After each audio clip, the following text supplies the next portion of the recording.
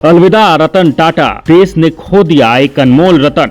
देखिए रतन टाटा के जीवन की दिलचस्प बातें जिन्हें आप नहीं जानते होंगे। क्यों अधूरी रह गई प्रेम कहानी, जानिए रतन टाटा ने क्यों नहीं की थी शादी। दिग्गज उद्योगपति और टाटा सन्स के चेयरमैन एमेरिटिक्स रतन टाटा का बुधवार को निधन हो गया। वह 86 वर्ष के थे। मुंबई के एक अस्पताल में उन्होंने अंतिम सांस ली। वो काफी समय से अस्वस्थ चल रहे थे।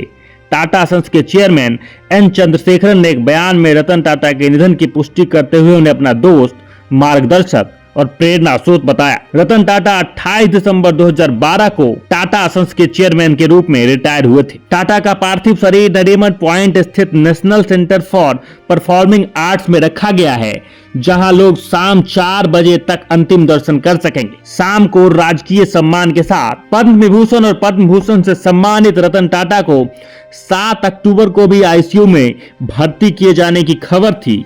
हालांकि उन्होंने इसका खंडन करते हुए कहा था कि वो ठीक हैं और रूटीन चेकअप के लिए अस्पताल पहुंचे हैं। आपको बता दें कि साल 1937 में जन्मे रतन टाटा का पालन पोषण 1948 में उनके माता पिता के अलग होने के बाद उनकी दादी नवाजबाई टाटा ने किया था। रतन टाटा साल 1962 में कार्नेल यूनिवर्सिटी से बी.आर्क की डिग्री प्राप्त की थी। 1962 के अंत में भारत लौटने से पहले उन्होंने लॉस एंजलिस में जॉन्स और इमंस के साथ कुछ समय काम किया। 2008 में भारत सरकार ने उन्हें देश का दूसरा सर्वोच्च नागरिक सम्मान पद्म विभूषण प्रदान किया था। वह 28 दिसंबर 2012 को टाटा सन्स के चेयरमैन के रूप में रिटायर हो गए थे। आपको बता दें कि रतन टाटा ने कभी शादी नहीं की। जीवन भर वो देश की तरक्की और दूसरे के बारे में सोचते रहे।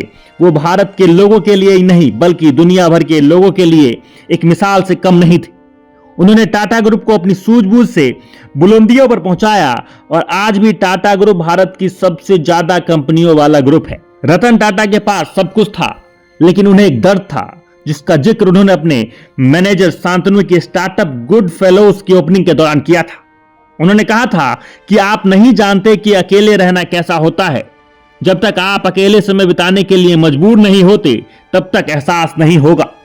85 साल के बैचलर रतन टाटा ने कहा था कि जब तक आप वास्तव में बूढ़े नहीं हो जाते तब तक किसी को भी बूढ़े होने का मन बिल्कुल नहीं करता। रतन टाटा की शादी नहीं हुई थी, लेकिन उनकी भी एक प्रेम कहानी रही थी, लेकिन ये प्यार अधूरा रह गया।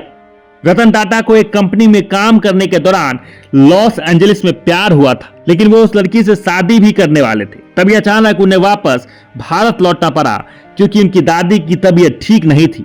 रतन टाटा को यह लगा था कि जिस महिला को वो प्यार करते हैं वह भी उनके साथ भारत भी आ जाएगी। रतन टाटा के मुताबिक 1962 की भारत चीन लड़ाई के चलते उनके माता पिता उस लड़की के भारत आने के पक्ष में नहीं थे और इस तरह उनका रिश्ता टूट गया और उनका प्यार अधूरा रह गया। रतन टाटा की शख्सियत की बात करें तो वो सिर्फ एक बिजनेसमैन ही नहीं बल्कि एक सादगी से भरे नेक और दरिया दिल इंसान, लोगों के लिए आदर्श और प्रेरणा स्रोत भी थे। वो अपने समूह से जुड़े छोटे से छोटे कर्मचारी को भी अपना परिवार मानते थे और उनका ख्याल रखने में कोई कोर कसर नहीं छोड़ते थे। इसके कई उदाहरण सामने हैं। इसके अलावा उन्होंने जानवरों से, खासतौर पर स्ट्रे डॉग से भी काफी लगाव था। वे कई गैर सरकारी संगठनों और एनिमल शेल्टर्स को दान भी किया करते थे। इतने महान शख्सियत को सच टॉक्स के पूरी टीम की ओर से भावपूर्ण श्रद्धांजलि। बाकी इस नेक इंसान को लेकर आप क्या कुछ कहते हैं कमेंट बॉक्स में जरूर लिखें और देखते रहें सच टॉक्स न्यूज।